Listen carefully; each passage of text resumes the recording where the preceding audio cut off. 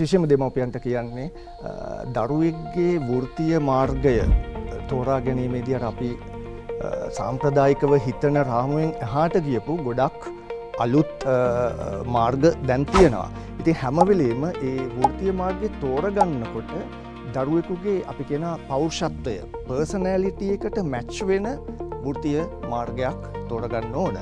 දැන් කිසියම් දරුවෙක් ඉන්නව නම් බොහොම නිර්මාණශීලී ඒ වගේම තාර්කික බුද්ධියක් හොඳට තියෙන මේ දෙකේ බැලන්ස් එකක් තියෙන අර දේවල් ප්‍රශ්න කරන අර ඒකාකාරී ජීවිතයකට කැමති නැති අන්න හරි හැම වෙලෙම දේවල් අලුතෙන් ඒගොල්ලන්ට දකින්න ඕන. රාමුවෙන් පිටත බලන කෙනෙක්. අන්න ඒ වගේ පර්සනැලිටි එකක් තියෙන දරුවෙකුට යොමු කරන්න හොඳම මාර්ගයක් තමයි මේ ඩිජිටල් අලුතීකරණය.